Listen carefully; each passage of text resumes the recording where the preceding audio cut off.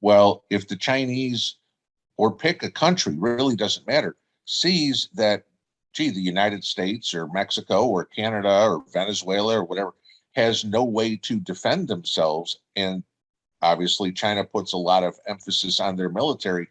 If they're still strong in that and we can't fix machinery, they can come right in and either take the land or buy it, or say, hey, we'll give you the parts, or we'll give you a tractor so you can work your fields, but we want half the food.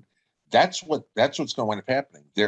They can literally, I don't want to say threaten, but squeeze us to a point where we have to support them, because if the only manufacturing going on is going on over there and they've got control over all the parts like you talked about, they hold us hostage at that point.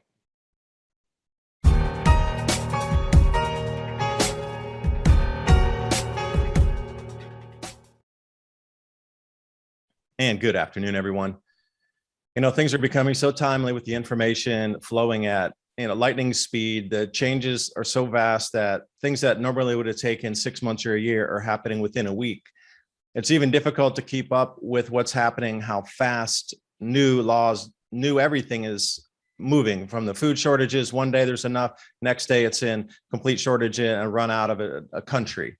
So the way it's moving, you're always playing catch up right now with the information flow. So as we move, we're going to move back to a pioneering lifestyle where you're going to be required to take responsibility for yourselves, your security, fire, so many things.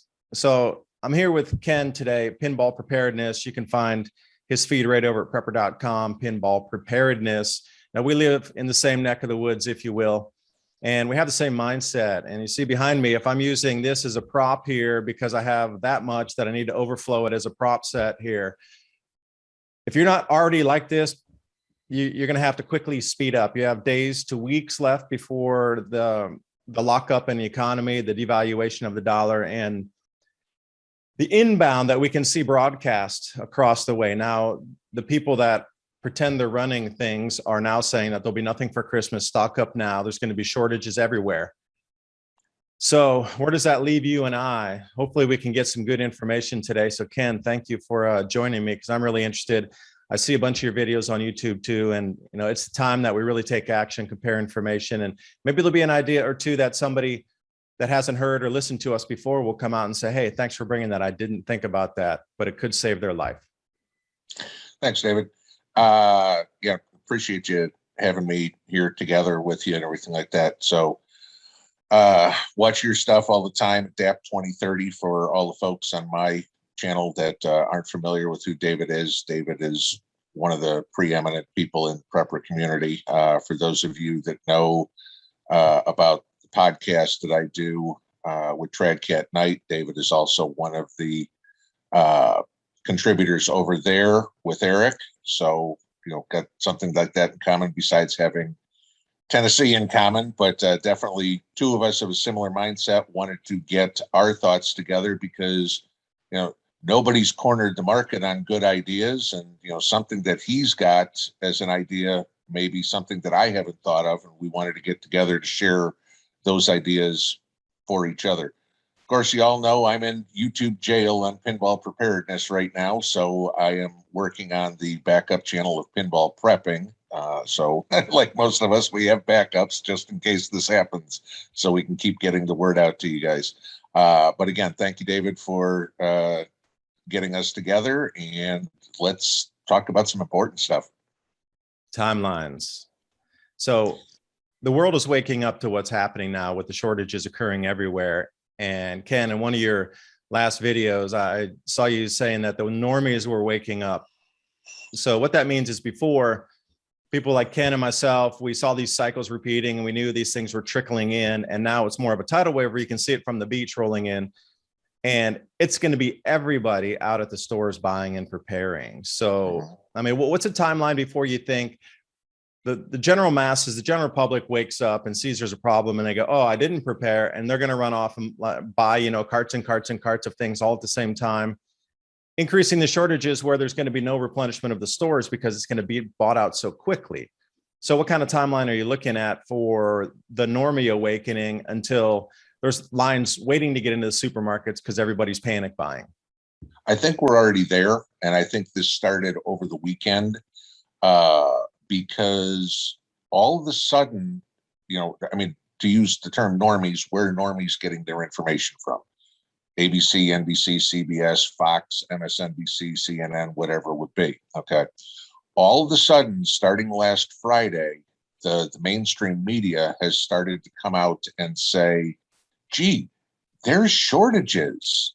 And in what I've seen at the stores, in what people that follow my channel have reported to me seeing at the stores, is there's a lot of people that are all of a sudden panic buying. I mean, going in and buying camping gear, buying flats of vegetables, canned goods, whatever, and ransacking stores. I did a video where I went out to 3 different stores here by me on Sunday, and the places looked like it was, the aftermath of Hurricane Katrina. I think there's a lot of people are starting to wake up already. And then from other information that I've heard from people in the stores is there's nothing else to backfill all this stuff. So the problem that they have, and this is, for those of us that have been long-term preppers, like anything else, they're buying at the top of the market. They're buying when the can of corn is now $1.25. They weren't buying when the can of corn was 50 cents like we all were. So they're getting whacked for the high costs, and that's just, then shortages, supply and demand is just going to drive costs even higher.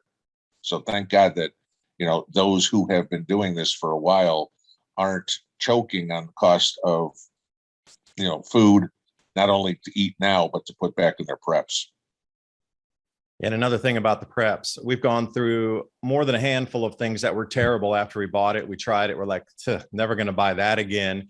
Like buckwheat, tortellini noodles, and say, oh, just a lot of things that you think might be good when you buy it in a 3-pack or something. You're going to need to test everything, see how salty it is, go through a pre-rinse on a lot of things coming out of a can to remove some of the sodium.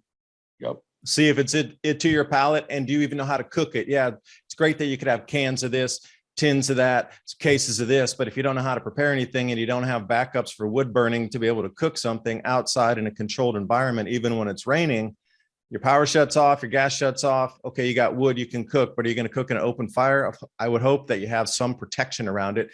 There's so many things going so many levels deep just beyond having the food. Right. And then you bring up the cooking issue. A lot of us have kind of tunnel vision as to our particular situation. You in somewhat of similar situation than I am, in more of that rural area where you've got some land. But you think about those people that live in an apartment. They don't have a backyard to go outside and start a fire. So how are they going to cook inside? And they need to think about something. So this is when, maybe sterno comes into play. People need to, prepping is not a one size fits all. Everybody needs to think about their own particular situation and prep accordingly there. I mean, you probably see the same thing I do a lot when people say, what should I do about this? And you need that, you need a bigger scope in what their situation is, because you can't just answer a question with a blanket answer. Yeah, it's like scuba diving. How long will a tank of air last? Right. Right. Same thing. Literally the same thing. Mm-hmm. Now, speaking of tanks, LNG tanks, or whatever kind of propane tank you might have, who's thinking about the adapters to take that from a 20-pound tank down into your 1-pound tank, and then be able to put that into a cook stove where you actually cook in your house? Or having an adapter that would take that 20-pound and reroute it through the 1-pound so it would still fit on like a Coleman cook stove that usually has an attachment for a 1-pound bottle, but have an adapter so you could put a 20 on there so you could run it for a much longer time. Now, there's so many, and those things are only a few dollars right now. And to think about that, to be able to refill your own 1-pound cylinders with something that costs $4 on a little attachment that you screw on and turn your tank upside down. Please remember that the gas is not going to go, and you got to turn your tank upside down and let that liquid run into your 1-pound. I mean, these are little things that people, I just have from experience of learning that, oh, I need that part. So Right. how much you practice in the preps too? I mean, can you start a fire with a magnifying glass? Can you start a fire with a broken bottle? I mean, really, when you get down to it, your lighters have run out. Can you start a fire just in general without having a lighter and like Zippo fluid? I mean, do you know how to use a ferro rod? Do you know how to use a bow drill? You know, anything like that. I mean, simple stuff. You say it, I say it, so many.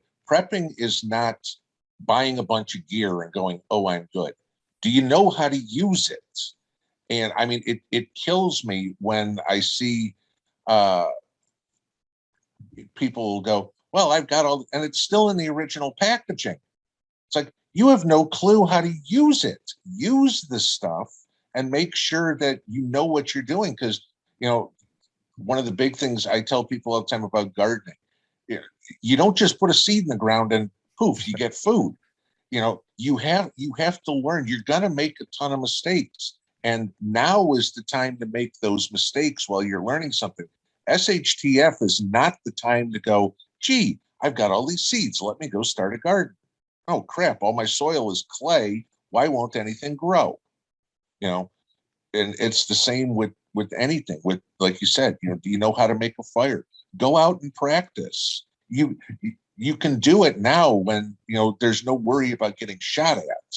You don't want to be trying to practice making a fire when all of a sudden there's marauders running all over the place going, oh, look, somebody's out there trying to make a fire. Let's go see what we can get from them. Ouch. That's not a very good morning to wake up to now, is it? I have a habit of slapping people upside the head with reality. Yeah. And, you know, the political unrest that's going to accompany this. So for those of you who are just watching for the first time, I follow the solar cycles on 400-year cycles or further back in the once in a 2,000-year cycle that has upset routinely civilization. There's civilization apexes and then declines. And you wonder what triggers the apex. And then off of that, if they have the highest technology, mathematics, art, engineering, et cetera, for that time period, and they suddenly collapse. And you have to ask yourself why, because it's been going on for the last at least 8,000 years prior, where they have recorded, you know, stories and actual good information about societies that were at an apex, pottery making. There's a million things, but they collapsed. So what was the collapse trigger? And that's really what set me off on my first study there.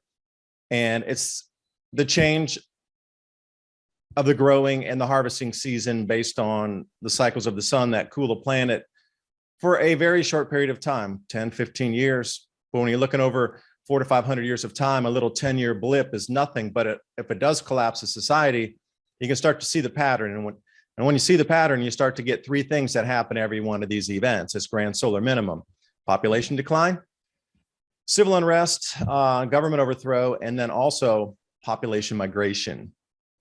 So you can already anticipate at least three of these. So you kind of get a little threat assessment. Okay, what's happening? You can already look out a little bit into the crystal ball and know that, look for glimpses in the news of these three things happening. Population migration, well, that's pretty much been stopped. You know, you're kind of locked in place. Countries are completely locked down. Nobody's going to be migrating to Indonesia from, let's say, Canada at the moment, where that would have been a great choice. Can't grow food, too cold, hyperinflation. Hey, head to Indo, cheap, equatorial, abundant food year round. But see, the powers that knew this same cycle was coming back had locked the planet down. So now we got one checked off.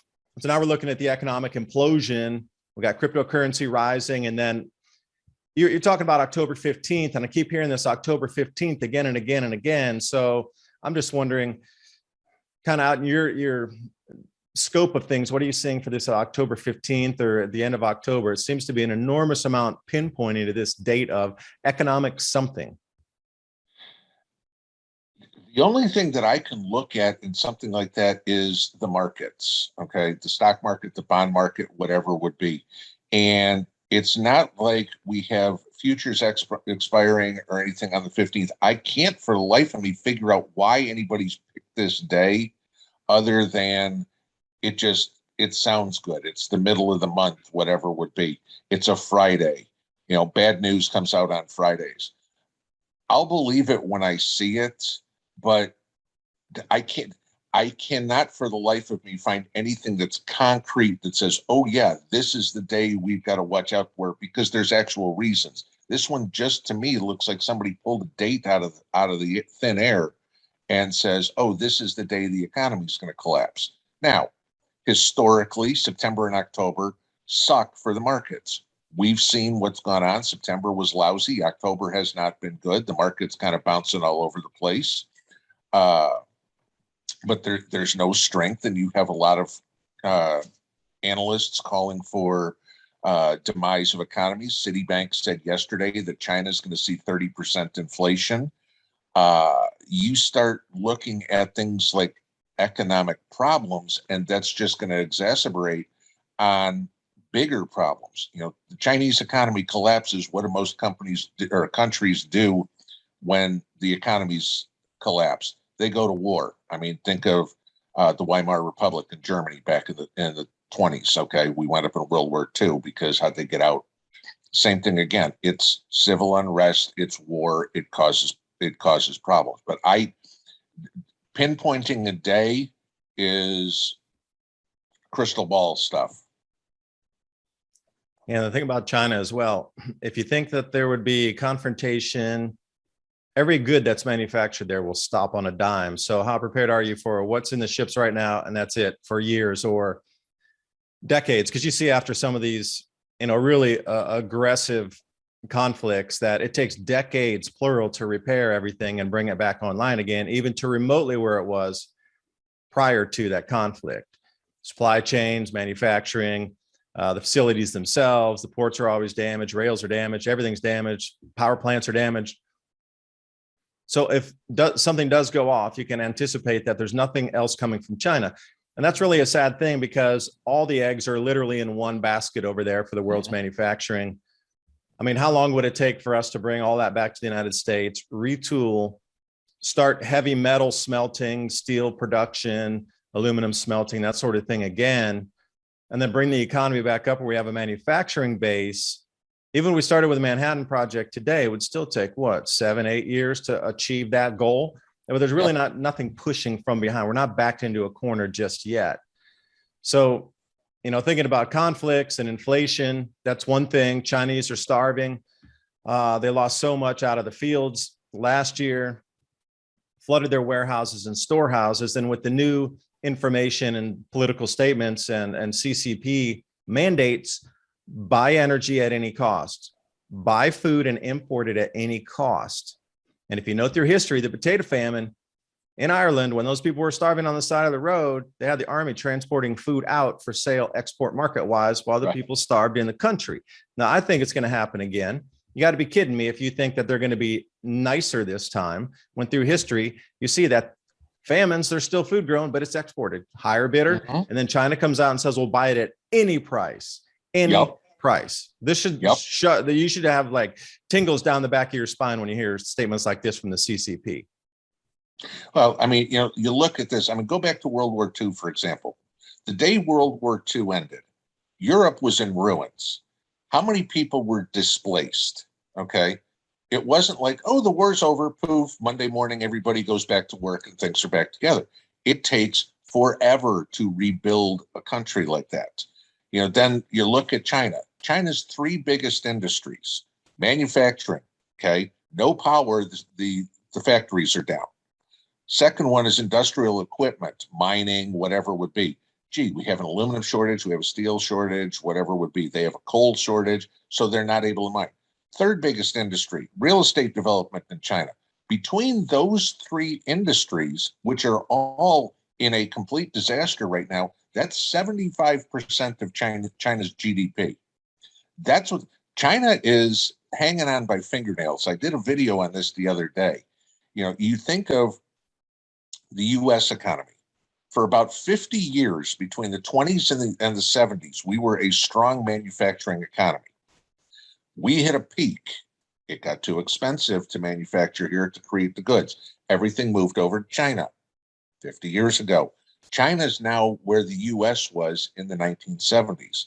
Now you're going to see all that manufacturing move to Vietnam, Cambodia, wherever would be where they can get the cheap labor again. And China's going to be in the same situation that we were in the 70s. Remember what we had in the way of inflation in the 70s when it was manufactured here.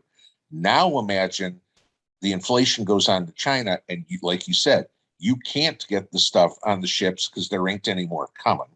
Okay.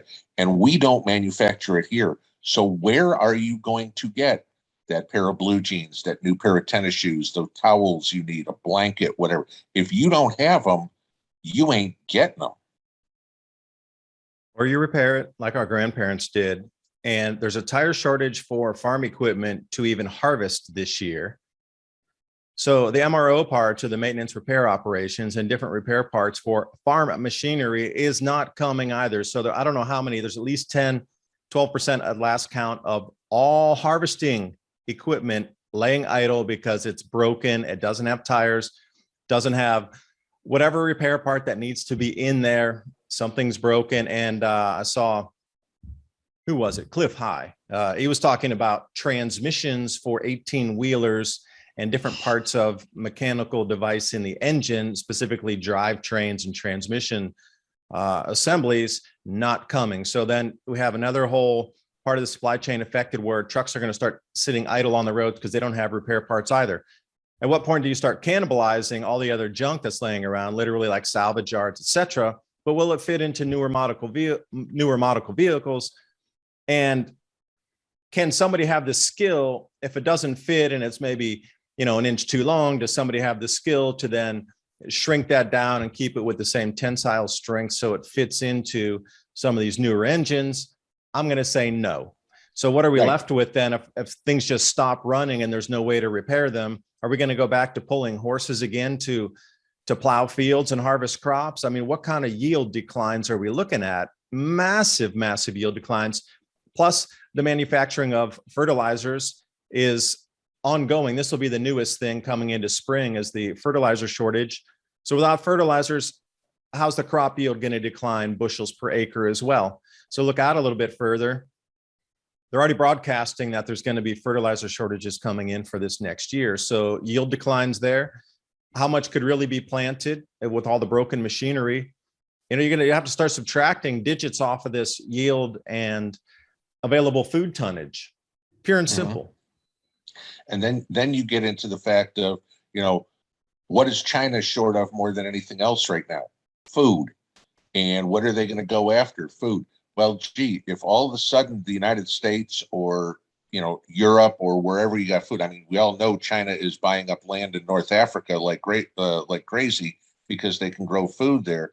Well, if the Chinese, or pick a country, really doesn't matter, sees that, gee, the United States or Mexico or Canada or Venezuela or whatever has no way to defend themselves, and obviously China puts a lot of emphasis on their military.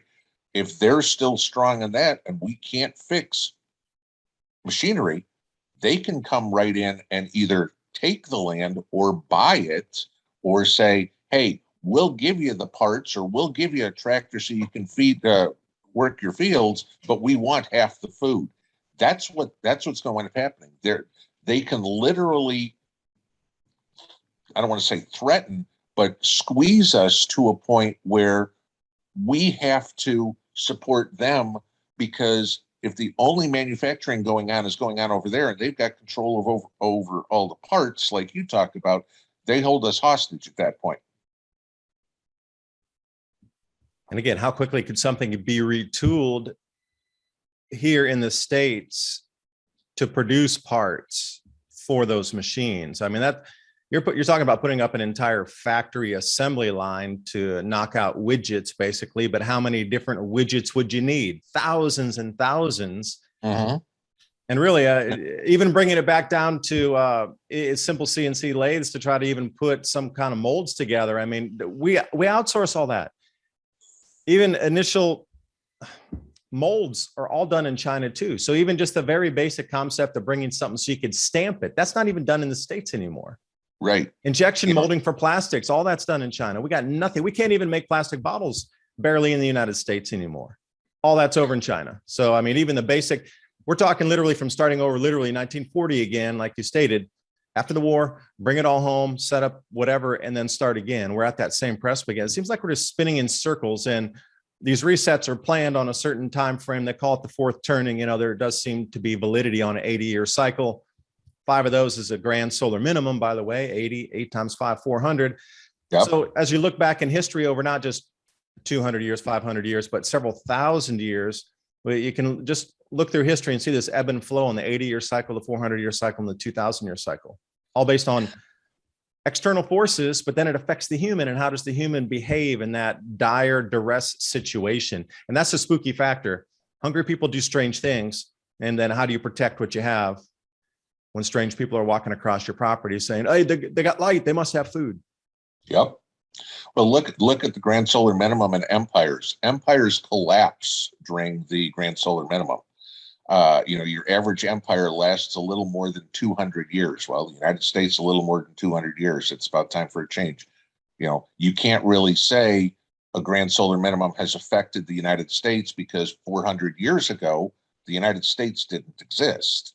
But if you look at the empires in Europe, or the the Chinese, or the empires in Asia, they have a tendency to collapse during a grand solar minimum because of colder winters, hotter summers, lack of food, etc. Crazy weather patterns, things.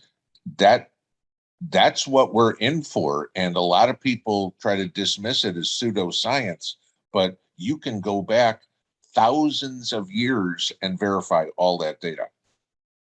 Some anecdotal evidence here for the US during a grand solar minimum. Where did Thanksgiving come from? They landed in the 1600s during the Maunder minimum and nearly starved because they couldn't get their crops to grow when they arrived here.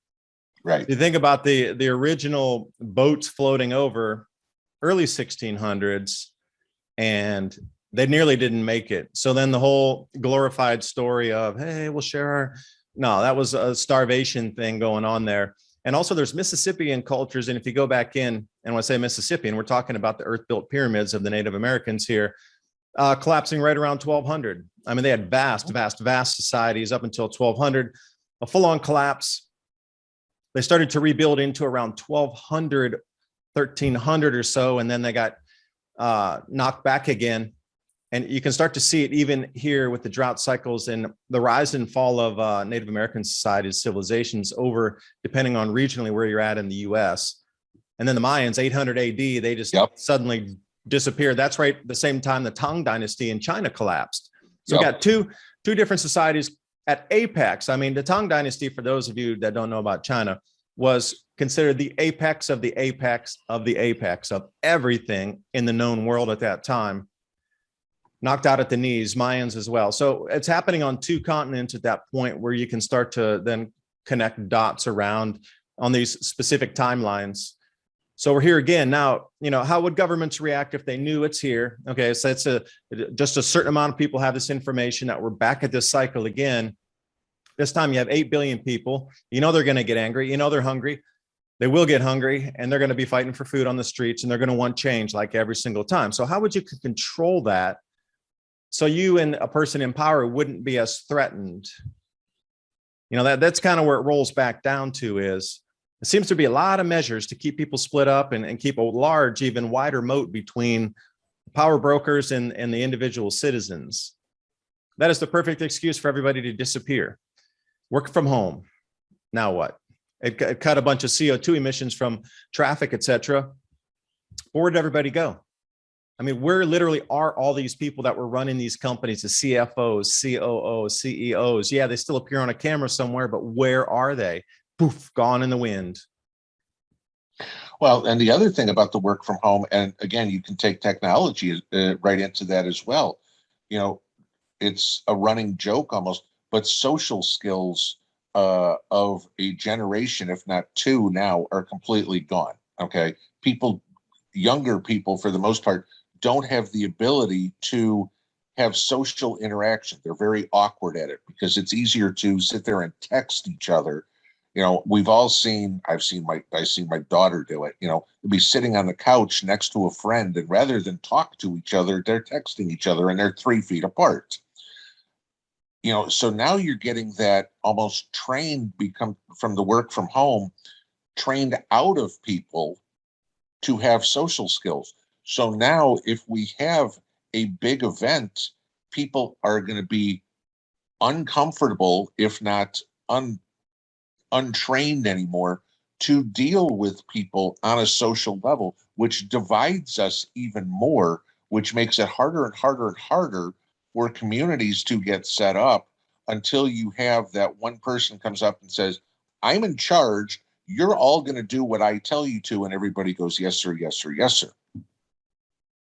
It's a dangerous mind training exercise. Right.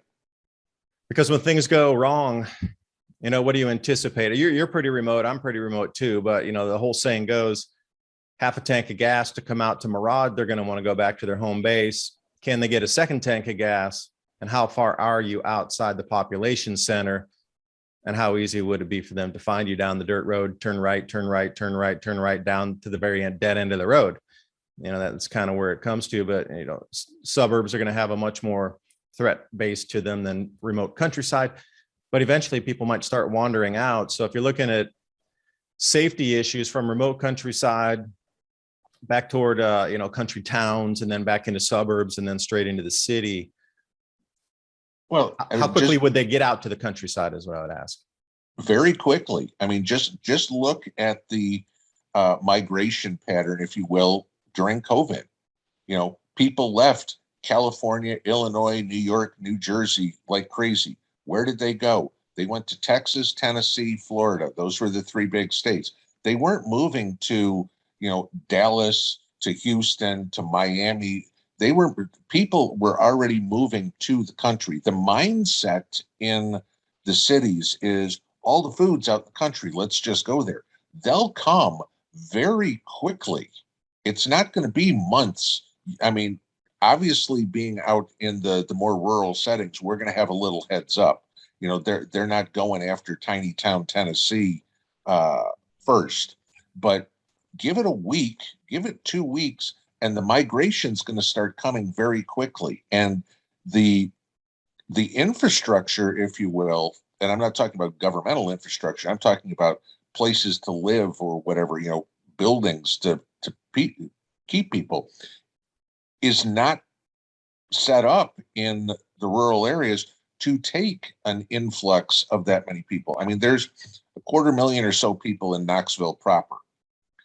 My county has 19,000 people in it. If 10% of Knoxville decides to head this way, that doubles our population for the entire county.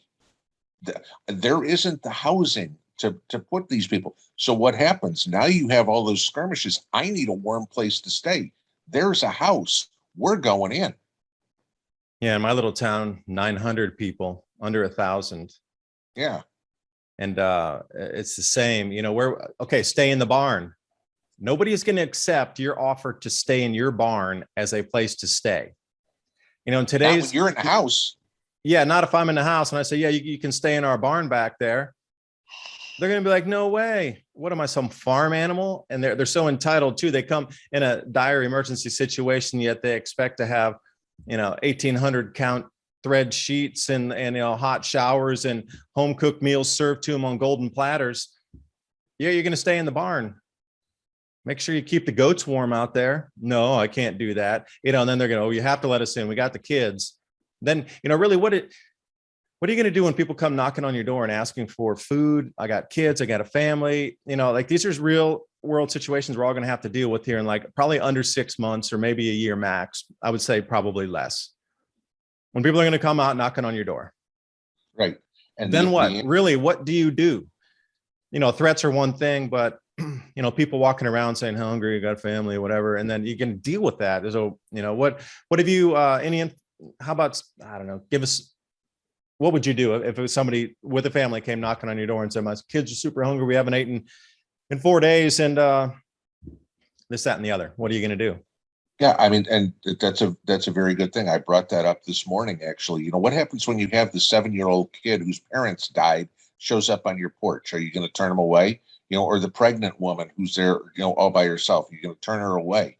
I mean, those are realistic scenarios that's going to happen. And, you hear people, in the, euphoria, say, oh, I'll give them a sack of rice and a lunch bag, with a couple of potatoes, an apple, and a sack of rice, and say, be on your way. Well, you do that 10 times, and then there's 10 people that are half a mile away from you. As they all get together, they're like, well, they gave me that, they gave me that, they gave me that. Well, gee, if they're giving all this, sack of rice or whatever, what else do they have? And those 10 people now all come at you at once. Now you have a problem. So you could, by doing that, inadvertently create a attacking force against you. So, a more logical idea at that point is to see what they can offer to be part of your community. And I say this a lot of times, everybody builds their mags in a perfect world. It's like, oh, we have our 15 people or whatever. Well, 15 people is not a community. You're going to need a lot more than that, because there's a lot more work that has to be done, a lot more skills that are needed. So what skills do those people have that they can bring? Hey, one's a mechanic or a tool and die maker or something, like you said before.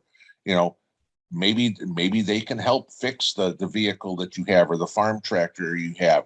And, that we're going to be forced to build communities that are going to be bigger than just our mag. And if those people are showing up at your door looking for food or a place to stay, what skills do they bring? If they don't bring any, then you've got an issue. But if they bring some skills, figure out a way that you can utilize them. And you brought up something really incredibly important there. Pregnancy. Like, how many people are ready to give birth not in a hospital? And you take a look at this more pioneering medicine. What if you have an injury? Are you able to treat that on the spot? Hospitals will be closed or very difficult to get to. What your med kit got in there? Tourniquets, great. Splints, awesome.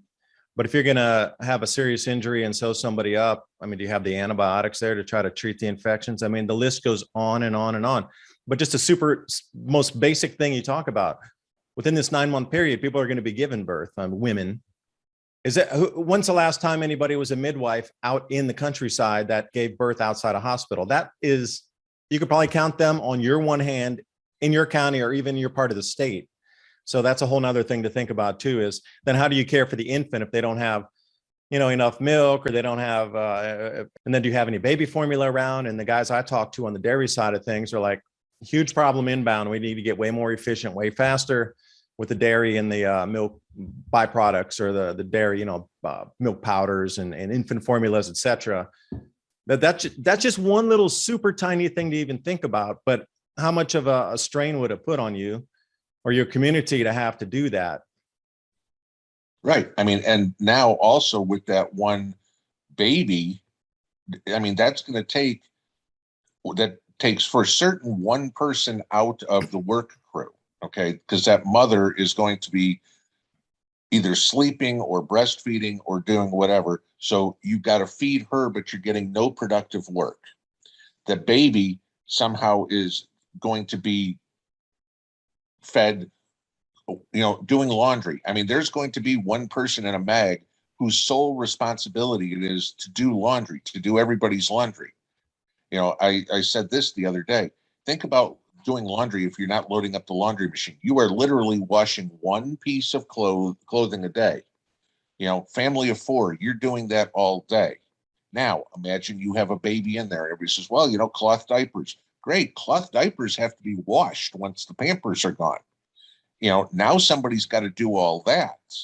That one pregnancy is going to create more work for not just the mother, for the whole community. And how many of you have a washboard? And how many of you know how to make soap? Right. Even something real simple like that's not a lot of things that I must say, on a prepping list, the washboard is probably not even on most people's list. Do you know how to even use a washboard? And then the soaps. Eventually your store-bought soaps will run out. So right. Campfire, how are you going to get what you need to make some soap? And that's a skill in itself. Candle making, soap making. These are old world skills that need to be brought. If anybody that come to your front door and said, yeah, I know how to make candles and soap, I'm going to give them a big hug. Come on in. Yeah. And then you talk about, like you said, washing clothes. Can you find a washboard? I mean, it's not like you can go down to Walmart, buy one right now. I mean, you're actually looking at antique stores to get one. So, there's that issue. Then how many people are going to be out in the local lake, the creek, the pond, whatever, washing their clothes, taking a shower in there? Well, let that happen for a couple of months, and that water is now too polluted for you to do anything with. Your Berkey is not going to clean water that is basically sewage at that point. Yeah, then you're talking about distilling and then running it through a filter. Right. I mean, and how many people have a still? No, I do, because I want to make alcohol from the fruit. So then I have a tradable, but then I also have medicine, because the heads, if you triple distill the heads up, then you got rubbing alcohol. All right. So I'm thinking having a still to be able to, alcohol is going to be a tradable through it's been a tradable for what, 8,000 years during, I don't care what time, it's always tradable. But to be able to manufacture that, to create your own medicine off of that byproduct, that's where you're going to get a lot of benefit too. So I'm trying to think in many directions on how to use a still water, so many things that you could do with that. I mean, I don't have a still. I am looking and getting one. But yeah, I mean, you bring up a great point there in making medicine from it. I mean, it's more than just making your whiskey or whatever it is. It's making medicine, or distilling water, which was my reason for it. But making the medicine is a huge reason to learn how to do something like that. And again, controlling the temperature on that. So what kind of device do you have to be able to regulate temperature while you're trying? Well, boiling water is one thing, you can just roar away. But if you're going to do any distilling, you need to control the temperature a little bit better than you would on a roaring fire just to boil water. And again, that's a practice thing, and I'm just getting into it. But I have a burner under it, so I can regulate the temperature, and that's way different than, all right, you're out of gas, now you got to go to wood. Good luck keeping the coals, all the perfect temperature under there. I mean, people are going to go absolutely insane trying to just deal with the changes, to just regulate and have just even the most basic of life. People are going to be frazzled beyond belief. So, I mean, it's all this mental preparation for these events as well, and the spiritual side of things, and understand there's greater powers and energies that are with us all the time here. Well, I mean, and that's also the misnomer, and you probably hear it just like I do, or see it, where people kind of like, let's just start already, just bring it on. And it's like, you have no idea what you're asking for, and, trust me, I pray to God that we never go through the situations we all prepare for. I hope my preps are only for, gee, the power went out for a couple of days and that's it. Or it's, gee, honey, we don't have any more green beans in the pantry. Can you run into the prepper stock and get me a can of green beans so I can make dinner? I'm hoping that's all it's for. In case it's not, all right, that's what we put it for. But, the day they stick me 6 feet under, I hope when somebody's inventorying my house, it's like, oh, look at all this stuff, and it goes in a garage sale somewhere. But the people that are hoping to have to use all their preps, I think are just looking at life unrealistically. They've wargamed this out all in their head, how it's going to be their little slice of heaven, and they have no idea that it's actually going to be their little slice of hell. Yeah, after day 2, it's going to take a direct left turn, and they're like, I didn't expect that. Right. And that's going to happen to every single one of us. I didn't expect that. There's a million things that can possibly happen that you're going to have to make a split-second decision on that you had no idea to prep for. Yeah, discharge rounds too. You're going to have to live with that for the rest of your life. That's not something you do like Tuesday and you forget about it on Thursday. That stays with you for life. Like, what kind of timeline duration do you think almost all the chaos would kind of just shake itself out of the rug before things will be back to stability, where if you had your community, you could plant and harvest unmolested because the marauders would be gone, taken care of? Society would have re-nestled itself back down into some sort of normalcy. You're looking at 6 months, a year, 2 years out for something like that to return. And I hate this word normal because they tricked everybody with that one. But in terms of something where it's not, your safety is not such an issue and things have stabilized. Well, and again, personal opinion here, this kind of goes back to what we were talking about with grand solar minimal. The weather is going to be in control. and the world goes into complete turmoil, we are going into winter. And if all of a sudden there is no power, like there was stories yesterday that Austria is now doing rolling blackouts because of power. You start getting into a lot of these places where there's no heat and then there's no food, you're going to have a mass die-off. And, that'll happen within the first month or so, starvation, but then you're going to have all the people that freeze to death. I mean, even where you and I are, it gets cold. And, so imagine being in Minnesota, North Dakota, New England, wherever it would be, and you have no heat. People are going to freeze to death. So that's going to shorten everything there. But then you get the second wave is those that survive it, and they're the winter, they're going to be looking for something next spring, next summer as things get going. And as you try to plant, how many people are going to try to steal something from your garden? I mean, we already hear stories from people. I've heard stories from people now down south that, they've got pear trees with pears on them, and they come out one day and all the pears are picked. Somebody just completely cleaned out, whether these are people coming across the border, who knows? But that's going to happen. You did all the work. Somebody else is going to swipe all your food. It'll take a couple of years before the marauders and everything like that have settled down. But who comes back? How does civilization recover? Does the same government that got us in this, whoever survived from that government, do they come in and go, gee, now we're going to be in charge and we're going to put all this back together? That's not going to do any good. Now you think we have a totalitarian government now. Imagine what the government would be like after any sort of SHTF. You think martial law is bad? That would, the government having helicopters and fuel, that's just going to make something very, very, very difficult. But yeah, I mean, a couple of years easy, and who knows how we come out the other side. Yeah, and endless stockpiles of food. You see all these shortages all over the place. Not right now, but years prior, 2018, 19, there was a pea shortage one time. There was an ammo shortage.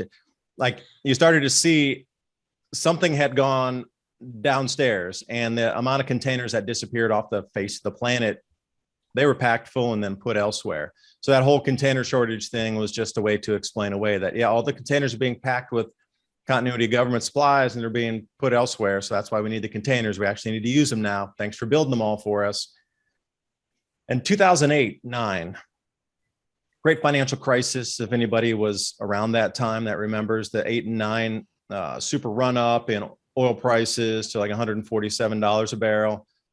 Silver crept up toward 50, and food was going insane as well, $5 gasoline. Now, if you don't remember that, you're young. But if you do remember that, at the same time, Thailand was having a problem with people coming in the middle of the night and harvesting the rice with mechanical harvesters. So what do they have to do? Station army troops in the fields all around during harvest season to prevent that same exact thing from happening. Yeah, pulling a few fruit off a tree is one thing, but going in with mechanical harvesters and cleaning out 5-6 acres of rice in an evening, that's something quite different. But you could imagine the same might be true with corn. I mean, there's a lot of farm equipment around. If you know how to run it and you had a crew with you, you could definitely take a few swipes up and down some fields, or just even go around in the middle and make a giant circle out there. And then, nobody would see, as long as you're running with the lights off. And if you had night vision equipment, you could go harvest most of a field and nobody even see you from any side, because you would be looking at the outside of the fields. And if you just plunked yourself in the middle, you could clean that out there and run away with it. So I anticipate seeing a lot of repeats of theft of food, warehouses being raided, just through history too. A quick FYI, in the 1600s, this is around 1650, 1655, that era of those 5 years, British soldiers, the most dangerous post was accompanying the food supply from the field back to the cities. They were attacked 100% of the time. You got to realize, the British military at that time, they were very well equipped, like state of the art. But these guys on the sides of the roads were coming at them with pitchforks, rocks, these kind of things. Attacked every single time the shipments were leaving, because they were stealing the food from the fields. So the people realized, we're gonna starve out here anyway, so we might as well try to get our food back, take it back. So how many repeats in history will we see this time with stolen food and food value increasing to the point people, it will be a life or death situation? I mean, bring that down to a smaller scale. Imagine, I mean, this is very, very, very possible. Imagine having to post a guard on your garden every night, and then imagine being that guard. And if you think about this, imagine having to defend that garden. Like you said, the first time you pull the trigger, put that in your head and go, I just pulled the trigger and put that guy down over a tomato. That, like you said, that's not something that you do on Tuesday and you forget about on Thursday. That sticks with you forever. It will change who you are. I mean, majority of the people in this country have never seen a gunshot wound. Yeah, and getting some EMT skills, because every volunteer fire department needs people out there right now. And they're offering free training and even stop the bleed courses and things on how to use tourniquets and stop major injuries from bleeding, at least until you can get to better care. That's all free in your community. You just have to seek it out. And the people are more than willing to train you out, and you're going to get some life-saving skills at the same time. But going back to the garden thing, like, how good is our camouflage skill going to become? Right now, leaving the garden out in the front, and in the back, you drive up the driveway and you can see it on both sides. But in the future, that's probably going to be ringed by trees, and you're going to be hiding it as far back as you can with sunlight coming in, bouncing off mirrors to try to get that thing out of visual sight from aircraft, as well as people walking or driving around. I mean, how good or how well can we camouflage gardens will probably be a new skill set that emerges out of that too. Yeah, I mean, but camouflage anything. I mean, how do you camouflage your herd of cattle? How do you camouflage your rooster crowing in the morning? I mean, there's some that you just are not going to be able to do. And it leaves us all vulnerable at that point too. You've got your gardens, you've got your rabbits, chickens, cows, pigs, whatever it would be. And they have no idea what's going on. The cow's not going, hey, great idea. You know what? There's people coming. I'm going to go hide behind a tree. They're just doing whatever they do. And, sorry, dogs. But see, you need those for intruder alert. Yes. But, there's some that's just not going to be possible. So you are going to have to protect what you have by any means necessary. I mean, there's only so much you can do to prevent prying eyes from seeing. So you're telling me then straight that camo paint on a cow is still not going to disguise it? Yeah, I'm betting that's not going to work too well. Yeah, and a Kevlar helmet on a cow ain't going to do it either. Yeah, because that's very, very much a real threat of animals being stolen. Happens all the time anyway in impoverished nations. Yeah, happens here now. Yeah. There's still cattle rustlers. I mean, trust me, that's going to be a huge thing. I mean, imagine you're this little merry band of marauders running around, 10, 15 people, and you see a cow. You stop, you go, we're staying here the night and until this evening, and we're going to go, think cow tipping is something that college students do. Hey, we can go out there in the middle of the night, cow's throat, nobody hears us, we butcher up as much as we can. There's 10 of us, we can carry a bunch of meat, we're out of here. The farmer goes out in the morning and there's, cow carcass out there somewhere. With the coyotes coming in to nibble what they can get as well. And then the turkey vultures all feasting out there too. Right, which now creates another problem for the rest of your livestock. Yeah, right. Because I just recently bought a live weight lamb from the Amish, and he was saying, the guy I bought it from was saying that 3 of their lambs had been taken by a coyote over the last week and a half, because they're coming back in the hills here. They're on a migratory pattern too, and you can hear them up in the hills here in certain nights, especially when the sirens come by. For some reason, there were a couple sirens not too long ago, but when the sirens came by, all the coyotes started howling in the hills too. So natural predators, in your gardens are how, the Japanese beetle cycle, the worm cycle, the butterfly caterpillar cycle. I mean, Organic's great. And again, you get this whole romantic idea of it's an organic farm, dude. But in reality, organic farm, you're going to get super minimal yield, nibbled to bits, and hopefully you can use a pair of scissors and cut around the good part of the leaf that's left after nature finishes with it. Because if you want to eat it, they want to eat it. Yeah. And that's just something that we are all going to have to deal with.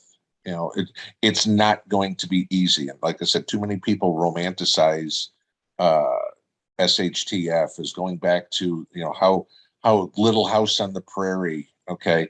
No, Little House on the Prairie was a TV show. You know, Bonanza was a TV show. That's not how the real life worked.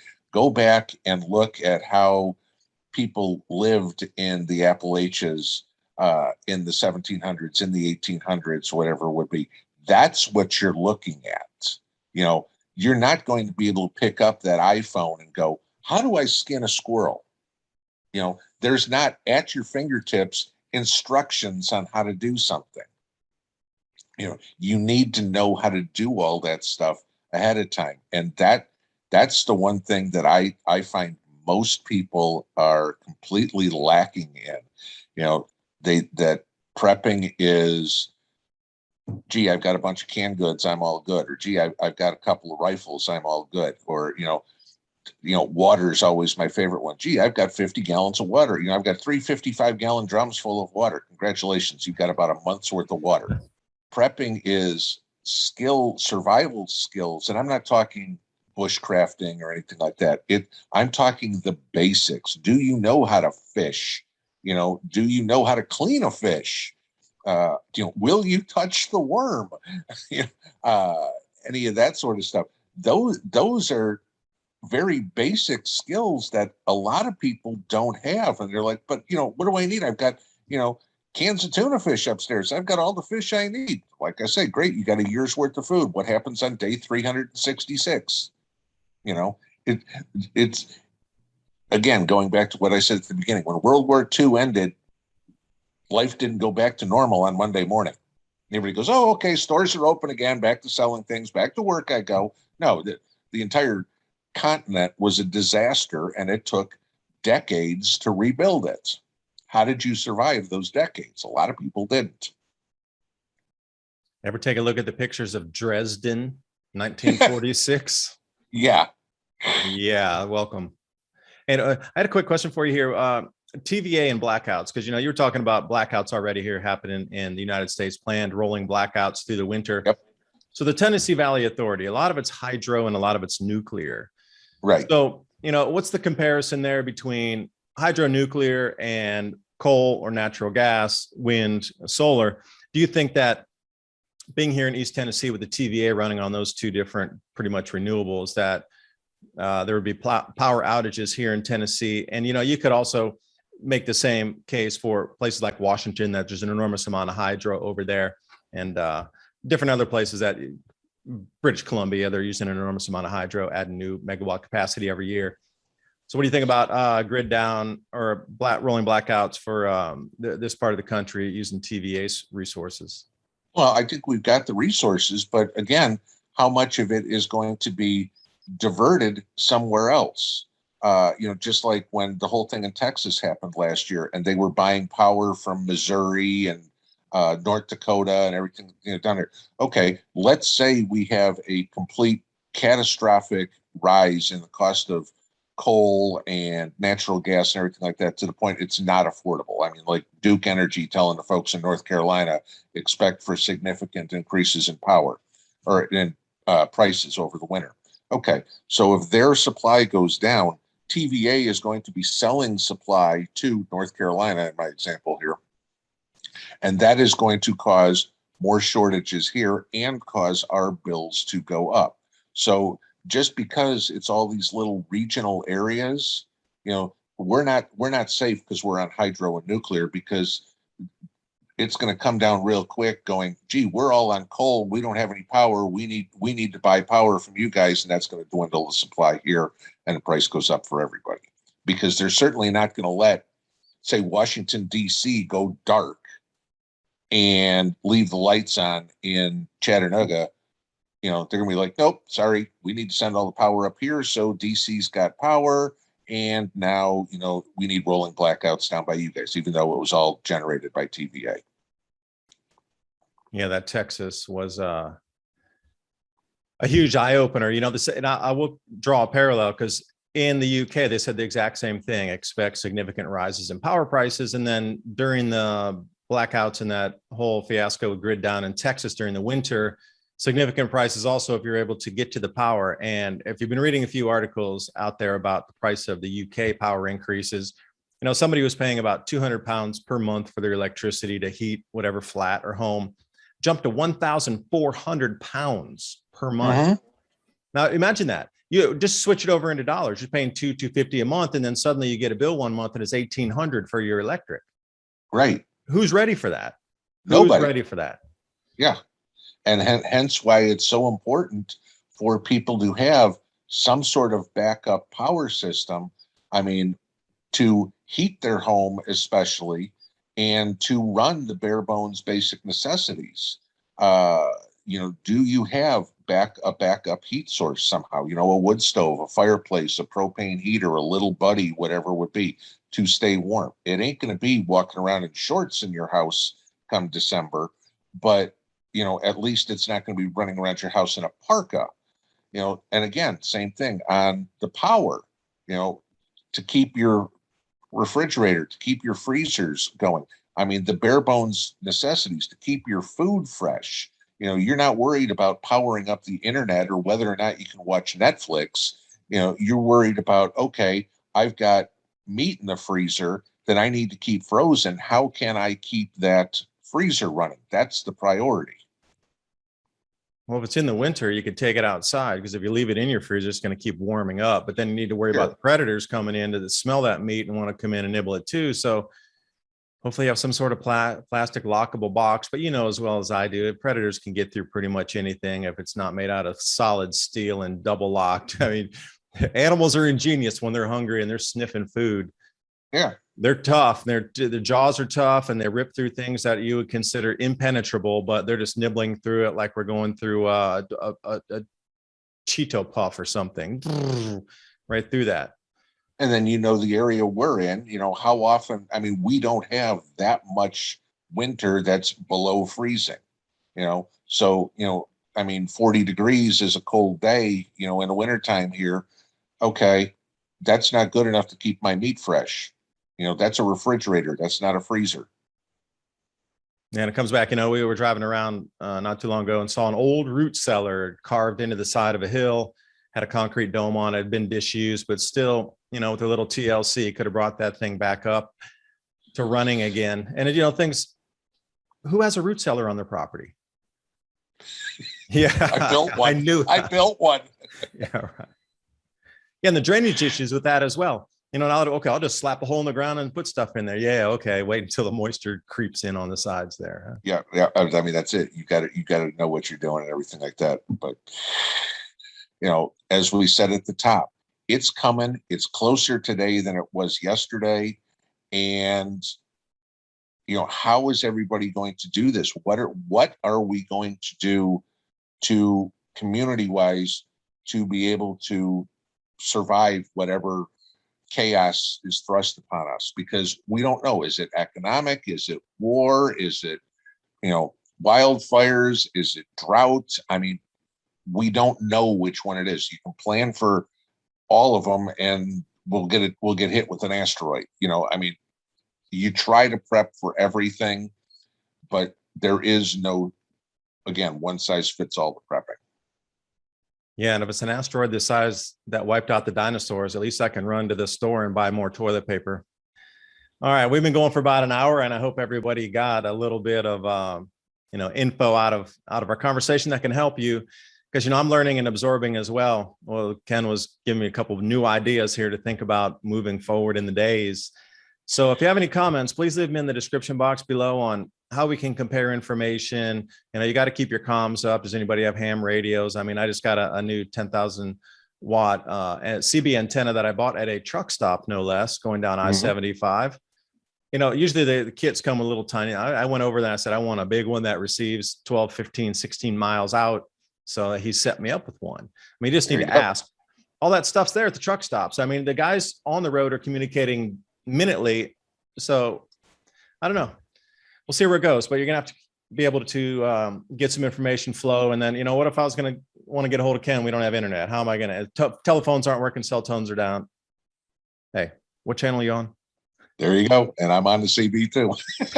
So all set there. Well, thank you for spending a little bit of time with me, David. I greatly appreciate it. And, you know, I'm hoping that everybody who watches my channel goes and checks out David here on Adapt 2030. Definitely, well, God knows you can find you all over the internet because there's enough information there to find. Guys, we need to be a community as a whole. And the more that we all work together, the greater we can share ideas. And that just makes us all better preppers, better people. You know, we can never stop learning. Our brain is not concrete, it's sponge. So, you know, the more we talk to each other, the better prepared we all get to be. So thank you again, David. Yeah, thank you. Now, on your side as well, you know, you go to prepper.com, you got Pinball Preparedness there, and you got the Pinball Preparedness YouTube channel up, sort of for now. How else can people find info or contact you or take a look at what information that's flowing through your channels as well? It's basically the two on YouTube, Pinball Preparedness and Pinball Prepping. And then I've got the Rumble channel that's Pinball Preparedness as a, you know, when there's stuff that I can't talk about, that's where the stuff goes there. But I always give everybody a hint on the YouTube if there's something critical to go over to Rumble. Yeah, we'll show you the white fluffy baby kitty right now, but go see the good info over on Rumble because there's nothing left. Yep, that's it. All right, anyway, thanks so much for joining us. And Ken, thank you for joining, and we'll see you next time. Take care, y'all. Bye for now.